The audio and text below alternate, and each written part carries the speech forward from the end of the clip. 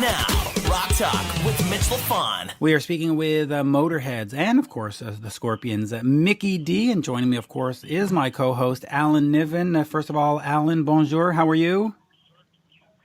Très bien, merci. Yes, and, of course, Mikkey. Always a pleasure to talk to you. How are you doing? I'm fine. I'm sitting at a restaurant here in Sweden because I actually thought the interview was 2 hours earlier. So I decided to take the fam to Texas Longhorn and have a good steak. And then so I have to munch at the same time I'm talking to you, I guess. Well, that'll be fun. And yeah, they gave me a whole bunch of different hours. They said it was at 1 p.m. Eastern, and then it was at 12:30 Eastern, and then it was at 12, and then it was at 1, and I was just like, just pick a time. I had one at 10 o'clock Eastern time, which is 4 o'clock here. And I never got a call at 4, so I figured, all right, well, maybe 5 then, or maybe, and I was starving, so. No, but that's okay. It's no problem. But we're in good company. Just before we get started, Alan, you must have known Mikkey back in the day, especially hanging around with Don Dawkin. He was on that Up from the Ashes, I should say, album. Up from the Ashes. Yeah. Yeah. Do you know Mikkey at all? Have you hung out back in the day? Well, we certainly didn't burn any buildings down together, but of course I knew Mikkey back in the day. Apart from obviously sharing music and both knowing Don Dawkin and so on and so forth, we had sort of different tenuous connections in that Mikkey is obviously from Sweden and I lived in Sweden for a while, so that was another link that we had between us. And if I'm correct, I think Mikkey's now sitting in a city that I used to live in many, many years ago called Gothenburg in English or Göteborg in Swedish. So, yeah, we connected. And another connection I think we might share is that I know that Mikkey Dee, apart from being one of the best drummers in rock and roll, is actually pretty damn nifty on a pair of skates with a hockey puck at his feet. He's a pretty damn good player. Yeah, you see. It's funny you're saying that, Alan, because I just came from a practice today. I play on Tuesdays and Thursdays out here in Gothenburg now. Yeah, awesome. Yeah, you see, absolutely. As a Canadian in Montreal, this is the greatest news to know that Mikkey Dee, Scorpions Motörhead, plays hockey. That's what I love to hear. That is perfect. I love playing hockey. Let me. It's wait. It's not just that he plays hockey. He's good at it. I remember seeing him play at the Forum one time. I can't remember what it was. It was some charity event, I think. But I came and watched you play at the Forum, and you were hot. It's this amazing thing that when I used to live out there, Luke Robitaille from LA Kings. Yes, Lucky Luke. Used to put his game on every year. It was meant to be hockey, the pros that are out there for the summer and actors and musicians. So it was a great thing to play on every year. It was so much fun, and all the mega stars, and then you had all the Canadian actors and Rocky from Suicidal Tendency used to play, and Michael J. Fox was always there. Michael J. Mike Myers, it was great fun to play to do that game, and I had the pleasure of being involved in that as well. So it was great. There you go, and of course, our great Canadian in Montreal would have been Mats Naslund. That was like the hero back in those days. He's a good friend of mine here. He lives down in Malmo. Oh, hey, there you go. And then we can talk about my Malmo experiences. Matt Naslund is one of the greatest hockey players ever. But let's move away from hockey for a second. Let's quickly talk about Motörhead's Ace of Spades album. Now, you've got this deluxe reissue, and if you're a Motörhead fan, you are just going to be It's mouth-watering. I mean, you've got live in Belfast in 1981. You've got live in Orleans in I mean, just and you've got alternative versions and what am I looking at here? Alternative long performed by.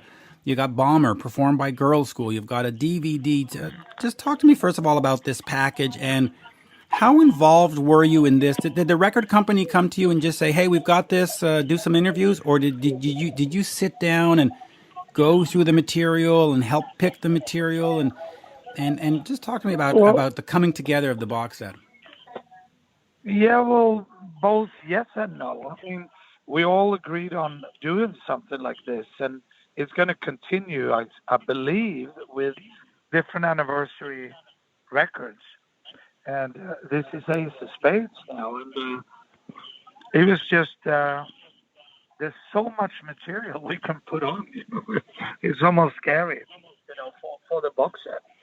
There's a never-ending story there, so and it turned out to be a decent one. To tell you the truth, I have not seen the absolute finished product yet, so I'm waiting to get it. How important is Ace of Spades in the career of Motorhead? Because when you look back and you hear the word Ace of Spades, even if you're not a Motorhead fan, you're just a rock fan, you hear that, it automatically conjures up an image. It automatically, you think of different T-shirts you've seen and leather jackets.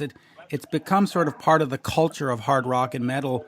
But what did that do for the band in terms of changing your outlook and changing the career path?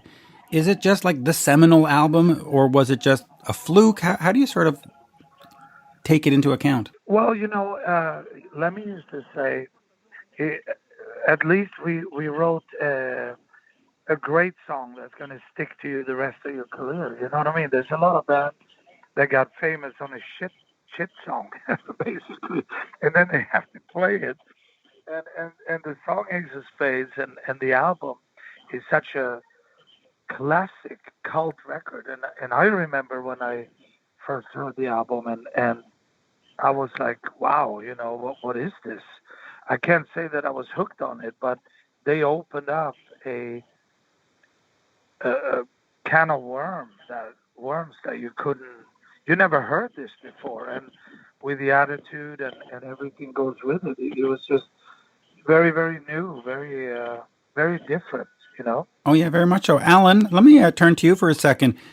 Obviously, you weren't managing Guns N' Roses at the time; they didn't exist. But when you're over at Greenwall and you're working with these bands and you hear this come out, what does Ace of Spades mean to you, and what did it mean in the marketplace, coming from like a manager perspective? Well, thinking of Lemmy, I mean, you're young guys, but my first sight of Lemmy was in a band called Hawkwind, and I loved the Hawkwind record, and I went down to a small Wiltshire market town called Devizes because Hawkwind were going to play a place called the Corn Exchange, and I might have had a stimulated state of mind going to see Hawkwind, but I do have one clear visual memory apart from the music, and that's Lemmy giving Stacia some very intimate attention, to be delicate, on stage right, halfway through the gig. So that was my first visual of Lemmy. And of course, then in the 80s, there was a time that I remember we did a show with Motörhead, Armored Saint were opening, Great White and Motörhead at a place called the Pomona Valley Auditorium. And my lasting memory of that gig is Lemmy looking at me and going, "Yeah, what's all this with the plastic armor?"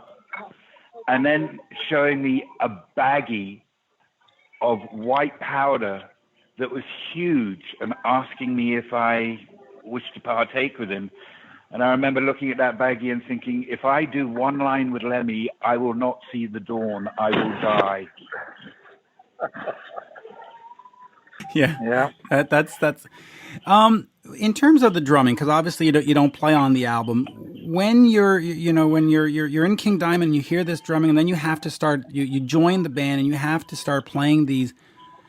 Was the drumming very intricate? Was it very basic? How did you take to your style when you started playing these songs? In terms of how did he do on the drums? Was it the great style? Was it a perfect style? Is it something that you felt, wow, just talk to me about sort of the drum approach when you had to start playing these songs.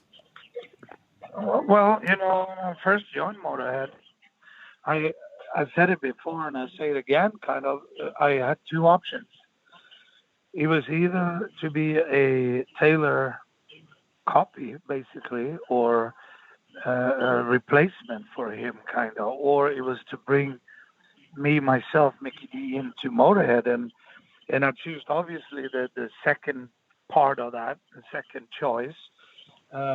So I kind of went a little cocky and went out and said that I will change the music, I will change the style, and I'm sure there was people out there that did not really enjoy it, maybe, but most of them did, and I got accepted very quick into the band. But it was that time people kind of knew that Taylor was not really happening towards the end.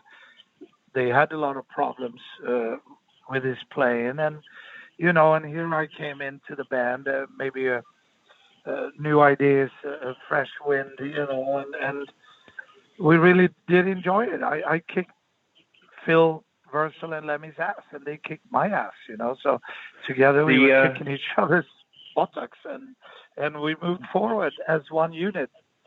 And I had to the really... last time Sorry, Mickey, I was just going to quickly interject.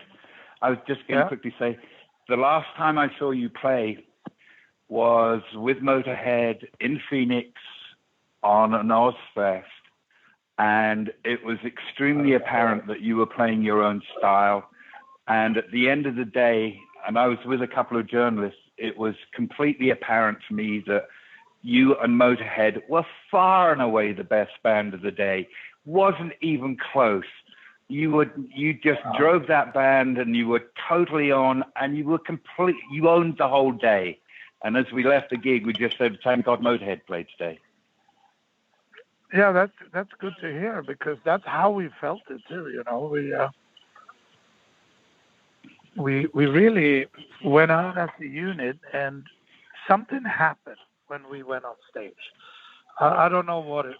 I know a lot of bands say that as well, but something really did happen, and I loved what Filthy did in the early days. I mean, he was so much rock and roll and so fun and great drummer, what he did, and but he kind of, he lost it in the end a little bit. He lost the interest of playing drums.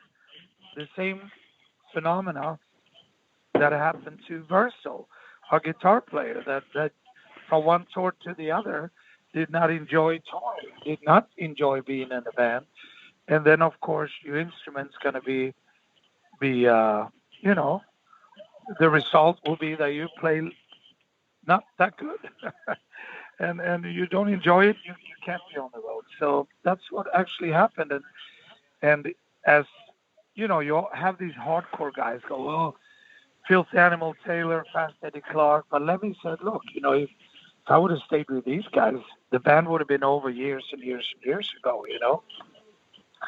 And with us, we continued for, I had the privilege almost 25 years to play with Lemmy.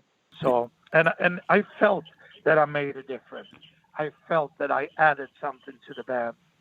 Me and Phil and Lemmy wrote great songs together. And once you feel that warm, nice feeling that you are doing something good, it's not that hard you love what you do, and we just couldn't wait to get on stage all the time and play. So then it hopefully sounds good too. It does sound good. So let me just ask you this then, extending that now over to the Scorpions. You come in And I've seen you live with the Scorpions, and I think it's just phenomenal. There is a re-energized band. The vigor and the shows are almost metal. You know, I mean, they're just powerful. Do you come in with the same approach where, listen, I'm Mikkey Dee and this is what I do, and we're going to change these Scorpion songs, or are they a little bit more like, oh yeah, you know what, we've got these really radio-friendly hits that the fans sort of want to hear this way? How has that been in terms of your style with the band? No, I think it's pretty much the same thing, but it's really up to me to read. There's a fine line, so it's up to me to read that line.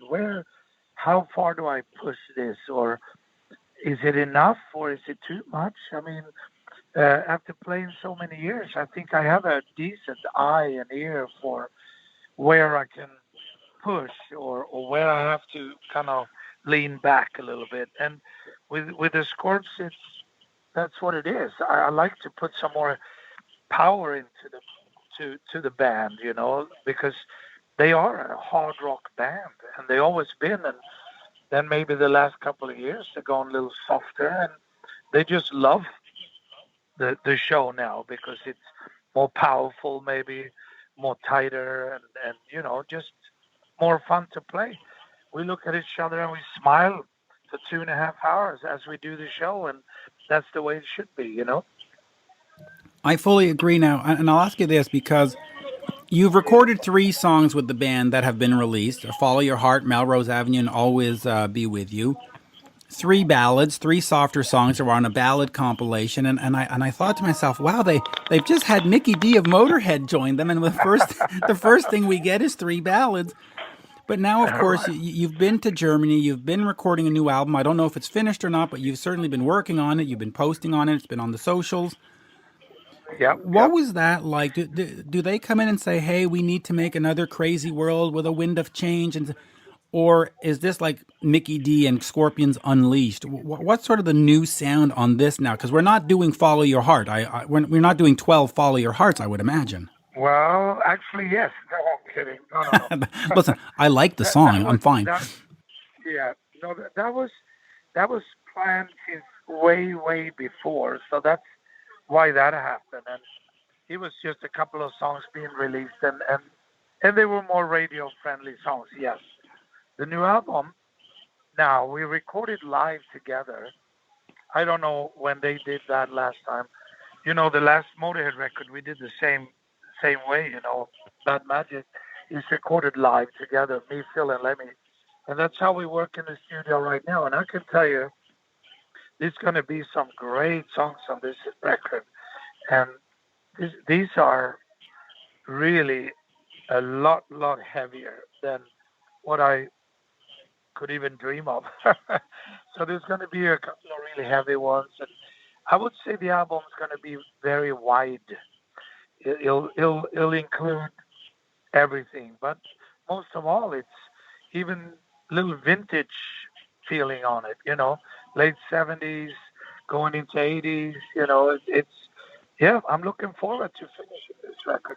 Oh, I can't wait till it comes out. And I'll just ask you one more Scorpions question, and we'll get back to Motörhead. But Matthias and Rudolph are a dynamic duo. And sometimes when we talk about dynamic duos in rock, you know, we'll talk about Joe Perry and Brad Whitford. We'll talk about these other guys. And a lot of times we seem to ignore, Schenker and Jabs. And to me, they're just phenomenal. What was it like for you as a drummer coming into this musical unit and having these 2 guys who sort of feed off each other perfectly? What was that like, playing with these guys and creating with these guys? No, it was great. It's fantastic, actually, because, you know, here again, I joined a group, a band here that has played for 55 years, you know, and they have all the routine in the world. They have they know everything here, you know. So it's as easy as it is to get into one of these kind of bands or relationships. It could be equally hard as well because, you know, they have their ways and I have my ways, but we really clicked right away, and there's a mutual respect for ideas and different ways of going. So he was fantastic, and I known Rudolph and Matthias and Klaus for a long time. We ran into each other frequently on the road and stuff. So it just clicked, and I'm so glad that they actually, thought about me when they actually needed a drummer to step in, because the same thing here. I personally feel that I'm making a difference here. I can do something here. It's not they want Mikkey Dee and then they want Mikkey Dee to sound like some other drummer. They want me, and I can feel that, and that's the way it should be. And I'll say this from a fan perspective, because I'm an incredibly diehard Scorpions fan, and I love James. James to me is just terrific. And then they said, well, we're going to replace it with me. We're going to replacing the drummer because James has his issues. And I was like, uh-oh.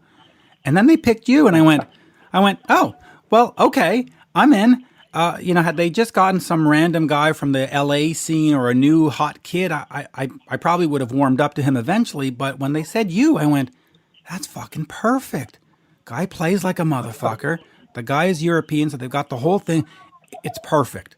So, kudos to them for making the right decision. Absolutely perfect. Just real quick, in terms of Motörhead, now obviously the band is no longer with Lemmy not being there, but do you see yourself at a point where you might bring out the music and have an evening of Motörhead music with special guests to celebrate it? Or is the music of Motörhead live done and we'll just focus on these box sets and on, documentaries and movies and other stuff? Or can you see yourself in 3 years going, yeah, you know what, let's just have, 10 shows where we'll bring in, whoever, and they'll... What do you sort of think of the future of Motörhead live music? Absolutely, you just nailed it right there. When Lemmy passed, there was panic in the hall, basically, from all angles. People are like, wow.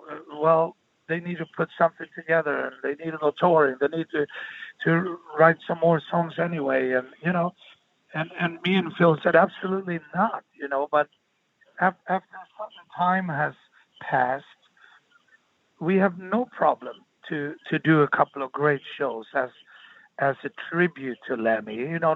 No one or nothing can ever replace Lemmy or Lemmy with Motörhead. It's like Rolling Stones without Mick Jagger, for instance. It just doesn't work.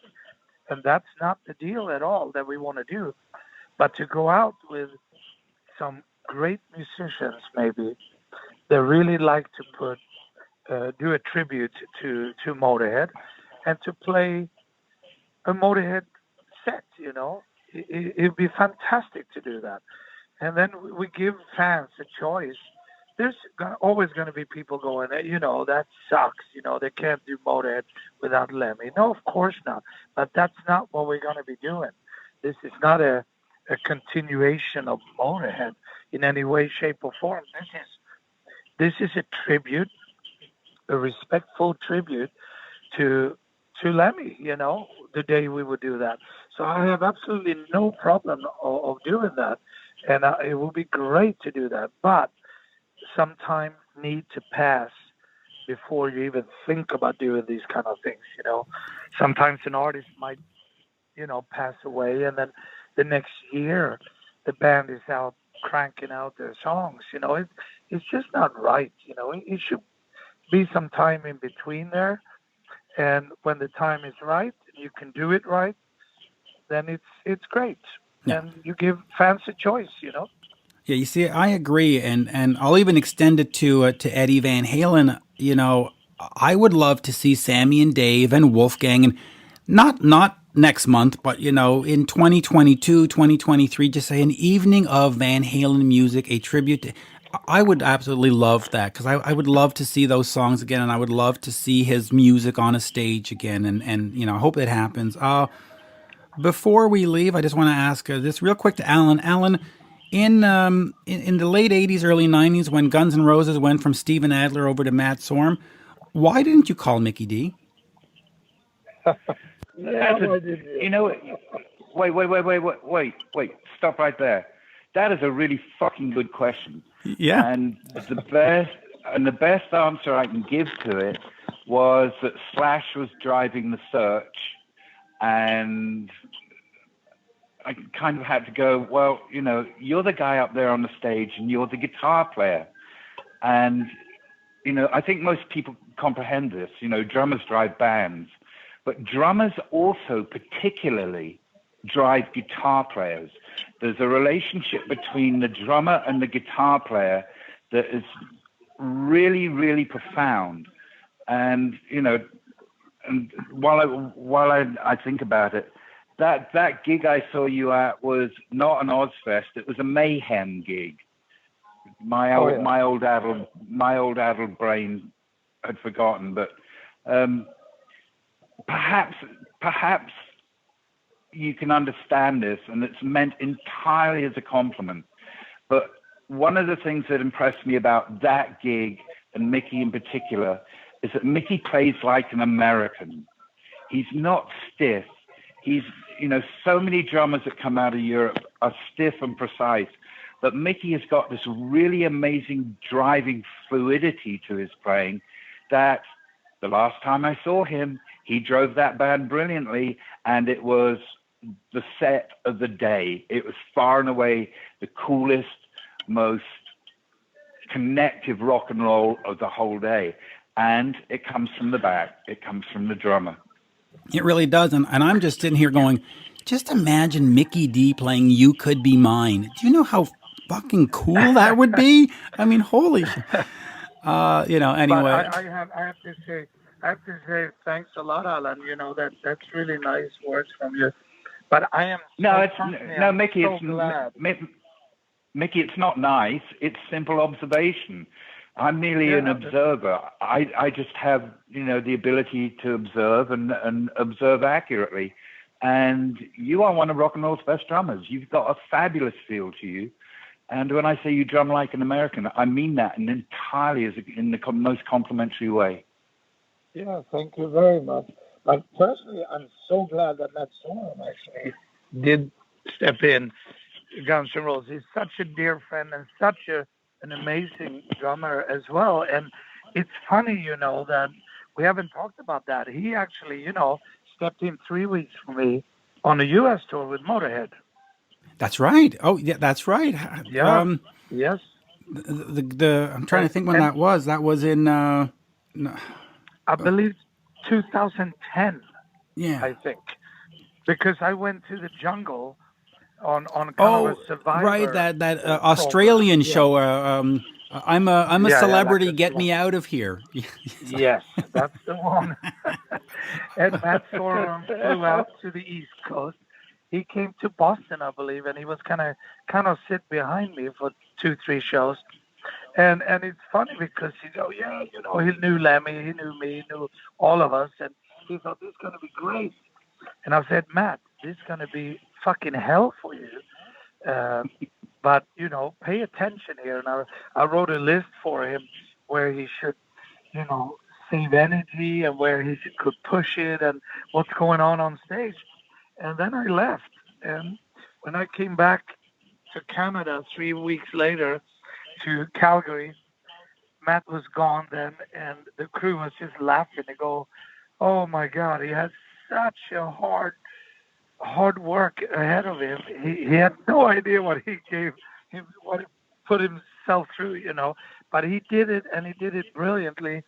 And I'm so glad that he did. And I know Matt really loved that time. You see, happy that he did. I will make one comment there, Mikkey. You have better hands than Matt. Matt to me is a little two-dimensional, and he doesn't quite have your touch. You have better hands. But we love Matt. He's a great guy. We love Matt. We love Matt, but we should have had Mikkey. Yeah. Well, yeah. It would have been great. It would have been great. I'm just curious. I'm fascinated on the phone call you make to management when you say to them, listen, I know we have a tour, but I'm going to go into a jungle for no, don't worry. I'm going to be in a jungle for 2 weeks, forget the tour. Like, did they sort of say, "Dude, you're nuts"? What do you? What was that No, call actually, like? I got the request to do this, and I brought it up to the band, and I said I really want to do this because I was going to be gone for almost a month, and I said it's like a test, if you will, or you don't know how you're going to be out there in the Malaysian jungle if you can even do this, and I said I need your blessing here, Lemmy and Phil. What do you think? I mean, if you absolutely don't want me to do it, you tell me, and I won't do it because we are booked on a U.S. tour. So obviously, I'm not going to leave the tour if you don't want me. But he said, no, Mickey, we think we should do this. If you really want to do it, we try to figure out someone to replace you for those weeks, And so they helped me a lot.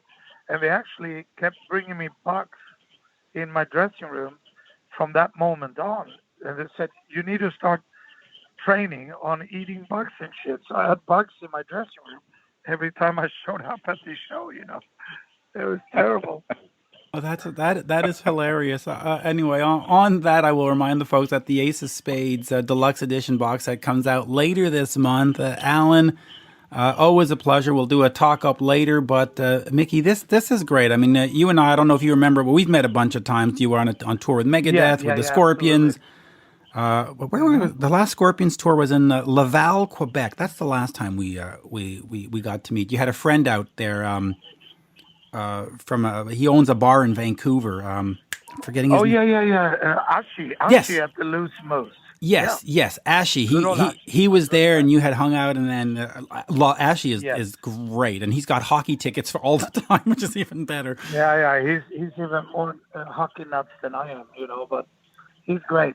Oh, I miss him a lot now. One of the nicest guys you'll ever meet. I'm just an absolute gem. There you go. But thank you. Enjoy the rest of your lunch. And Alan, any last words? Yeah, it was a pleasure to hear your voice again, Mickey. Oh, thanks. Same to you, Alan. It's been so long since I actually ran into you, and hopefully we cross roads soon. Take my number. Well, and I'm in Arizona. Next time Great. You're in Phoenix, I will drive off my mountain and come down and see you. It'd be a pleasure. That sounds great. Yeah, let me know how to get a hold of you, and let's hook up. Yeah, what I can do is I'll pass this phone number over to Alan, and you can connect. And Alan, you're going to be in for a treat. You get to see Mickey, and you get to see the Scorpions. It's like a night of heaven. It really is. Darling, we really go to the Scorpions. It is a good show. They're amazing. Yes. They're amazing. Yeah, so consistently good.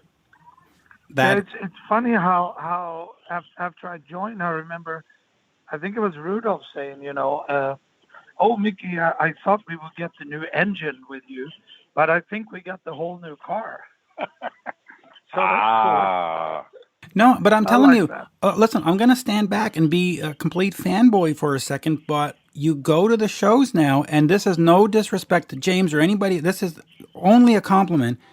There was a renewed energy and a renewed vigor. I saw that show, and I was like, oh, my God, how's this going to work? The guy from Motörhead with it. It's going to... And they're just... It's fantastic. It's like the band was 35 years old again. It's a kick in the ass, like a major kick in the ass. And I think that's because Mickey's there driving the engine. And I think the band just is excited that they have this guy. Exactly. That's what I was talking about a little bit earlier, is that, that we all click so well that we look at each other and we laugh on stage. We have fun on stage. Everybody got that energy back. And, I came from pretty tough times in the end there with Motörhead. We struggled pretty hard. And it was not an easy time to tour when Lemmy was sick.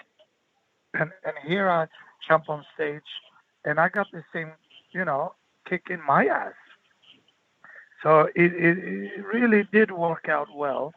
And I know the boys are feeling the same way as I do. So obviously it turns into a good show, and we all give 150% there. And I will say this: the last word is the bands. The Scorpions had done a farewell tour. They did the what was the album? Return to Forever in 2015, and they said we're done. And then you read, we're in the studio with Mikkey Dee making a new album, and you went, hallelujah, they're not done. And it's just like, yes. So we need 3 or 4 Mickeys in that band. Let's keep it going for another 15 years. And on that, as long as everybody have their health, which they have, and including myself, this band is gonna keep rolling, because now we have such a good time out there on the road, and no one is even thinking about hanging up their instruments, because we have too much fun out there. Don't be like Chuck Berry and B.B. King and the Rolling Stones. Just you keep going until you can't, and that's be 90 on stage. I'll be fine to see Rock You Like a Hurricane when I'm 75. I'm fine. Keep going. Yeah, good, perfect. Thank you, sir. Always a pleasure. And Alan, as always, a pleasure. And I will send you that information in a second. Merci, as we say in Montreal. Thank you. Hey, do. Hey, do. Thanks a lot. Bye-bye, guys. Tack. Bye.